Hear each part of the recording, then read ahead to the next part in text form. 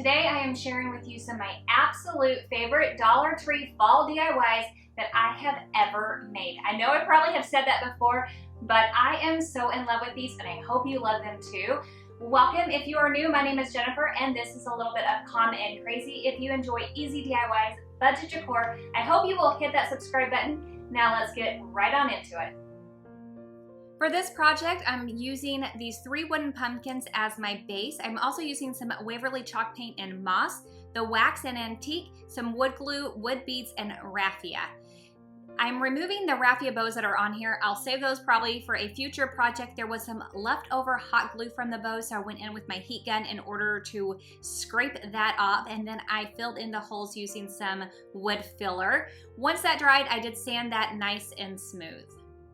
Now I'm using Waverly's Wax and Antique in order to paint or stain the recessed part of the pumpkins as well as the back side of all 3 pumpkins. What's fun about this project is you honestly can do any color combinations that you want so that it best matches your decor. I think this would look really pretty just in like a really neutral color, like you could do this as a stain and keep like the natural wood.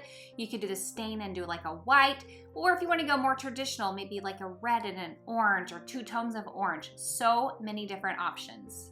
I have really watered down this wax. The bottle was almost empty. I added some water to it. I combined those by shaking it up, and that is how I am using it currently, and I love it. It does such a great job, and it's just a really thin consistency, but as you can see, it also gives really beautiful coverage.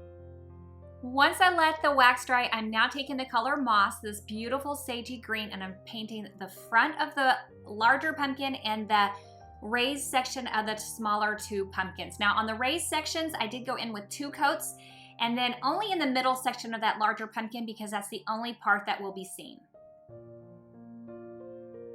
Once everything is dried, I am using an 80 grit sandpaper to sand the stained with wax sections.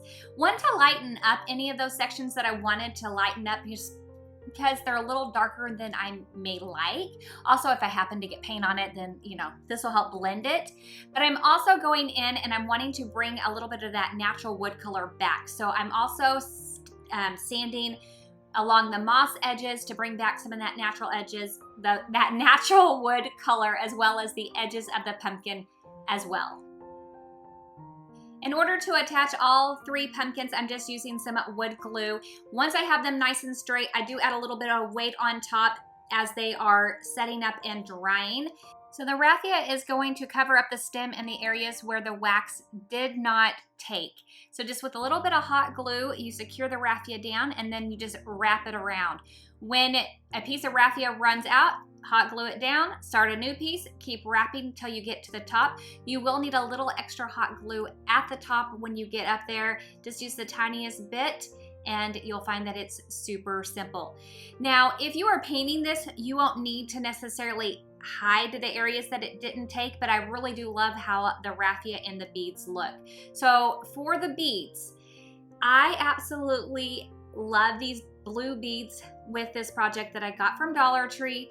Now here's the set of beads that I used. I grabbed all the blue ones. There are 5 different sizes and I used 4 of those sizes. I'm threading them on the raffia. I have an extra large, an extra large, and then another extra large. And then I take it over to the side. I only put down a little dab of hot glue in the center and I put down that extra large. After that, I'm taking the raffia and I'm wrapping it around the stem and then securing that down with hot glue. I do that to both sides. Once I've done that, then I'm gonna do like the scarf on the middle stem. And the way that I'm putting that together is I'm starting off with my small, I don't use the medium size. I go small, large, extra large, large, small. Then I repeat that small, large, extra large, large, small. I do put a knot on the end of each end, and that's why I started with a small, because that one can hold the knot won't slip through it. And then I wrap it around like a scarf and cut off the little extra below the knot. I absolutely love this, and I love that my 8-year-old said it looked like I bought it at a store. If you want to make this a double-sided sign like I did, or a double-sided decor piece like I did, go ahead and use an 80 grit sandpaper to scuff up those edges and bring back that natural wood so that you really can define those pumpkins again. And then using one of the metal words that you can get at Dollar Tree, I chose the word harvest. I spray painted it white, and I used some super glue in order to attach that to the back of the pumpkin. And then for that added decor, again with those blue beads, that scarf part, that's why I added 2 sets on that first side. And then make sure you just trim that little tail up as short as you want it. And there you have a double-sided fall decor piece. This is my favorite pumpkin I have ever made, and let me share with you how I did it. Start by just removing the stem. It's kind of like a toothpick in the center, and then you want to go ahead and cut out a good chunk of that center piece, larger than you think, because you're going to actually be filling it with the rope as we go. So a pretty good, just do it in a square shape. It doesn't need to be a circle because you won't be seeing it anyway. I'm just using a utility knife in order to do that. I am starting with a white rope, and I'm just choosing to go down the center. So I take a little bit of the rope inside of the pumpkin, and then I'm just using the hot glue and I'm running it down one of those indentions of the pumpkin. That's the best way I know how to put it, so that I can keep a nice straight line. And I'm taking this all the way around the pumpkin. Now, once I've done that, I'm going to flank that white rope with the brown rope and do the exact same thing. I then do another set of white and another set of brown. So you can see here, I have the white in the middle, and then I have the 2 browns, another set of the white, and then I end with 2 browns. Now going perpendicular, I'm starting on the bottom, again with a white rope, and in the center. So I get it as tight as I can to those ropes that are already down there, and then I wrap it around and I cut it at the top where the hole is, and I tuck it into the hole, and then I flip it over, and directly opposite of that rope, I do the same thing. I take another white rope right on top of those original ropes, as tight as I can, butt them up against each other, and then I hot glue it around towards the top, cut it, and secure that down again with hot glue. And then I continue that pattern again. I flank that with the brown rope and then with white rope. And you will end up with 7 that go all the way around and 5 that go halfway around on each side. I hope that is making sense. When you look at it visually, that should all make sense to you. Now, on the half side that are going around, you're going to continue alternating colors, but now you're going to take your top a little bit higher, an inch, about an inch higher than what you have been doing. You're going to take them all the way up, and now you're going to start adding in like a little bit of a swirl at the top, making sure that we are creating that dimension. This is when the pumpkin is coming together and looking really pretty. You are going to work in quarter sections on this part. So you're going to do the 1 brown, you're going to go up in a white, touching that brown, and then on the side where you had gone all the way around, you're going to do a half up with the white because you had already ended with that brown. I hope that is all making sense. So only 3 more pieces at this point are you going to do from the bottom towards the top, and then you are going to make sure that you are really coming into that center and creating like a swirl with your rope.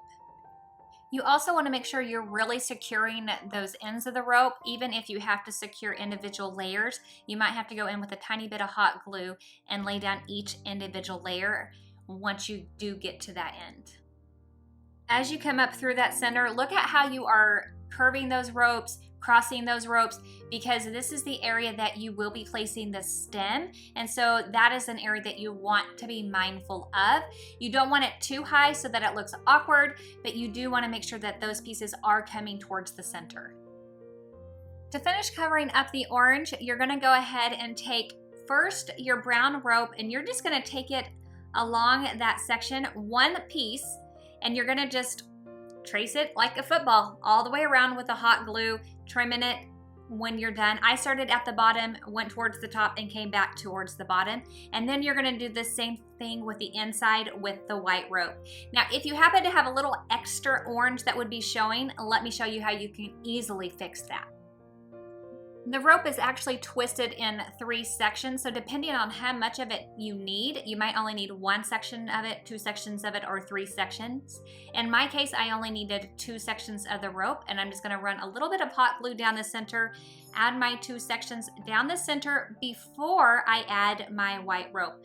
So once I had that secure, I just went in with my white rope in that little football shape, and I think that this looks super good. You can't even tell that it's different than the rest of the pumpkin. When you're crafting, you know, sometimes it's not precise, but you need ways in order to work with whatever comes up, and this was a quick and easy fix.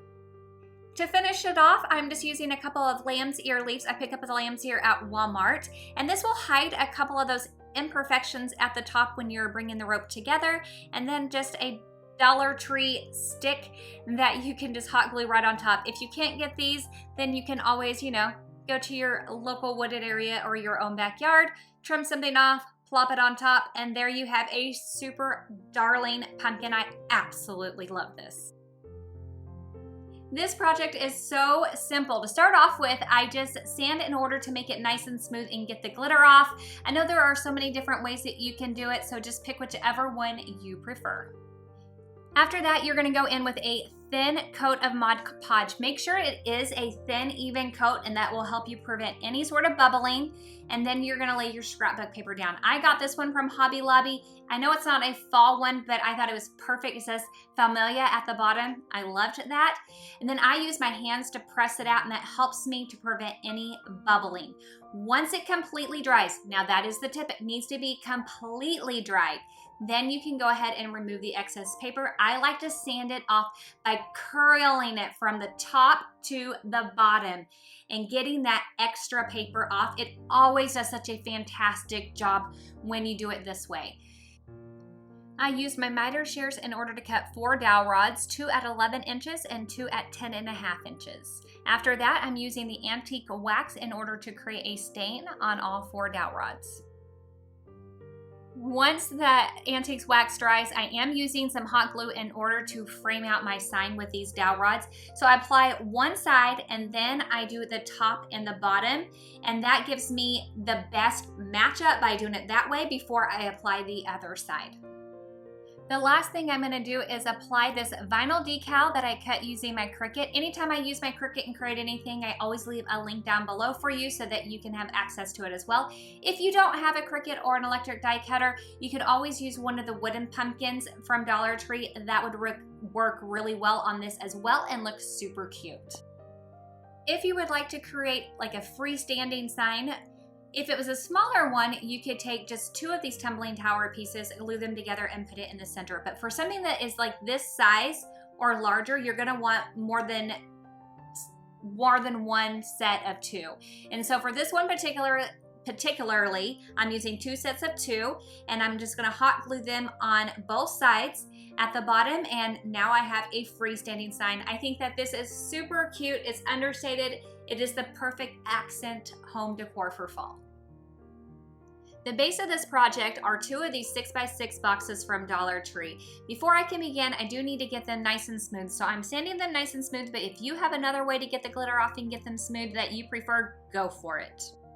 After that, I just pop the little picture hanging part off using a screwdriver and then some wood glue in order to attach these side by side. You do want to make sure that they are lined up really well. I'm just using some of these clips from Dollar Tree in order to hold them together while the glue dries.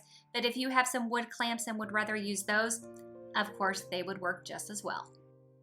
Once the glue dried, I am going in with Waverly's chalk paint in white, and I'm painting around all the edges. I do happen to get a little bit on the front, but that's just because sometimes I can be a little excess.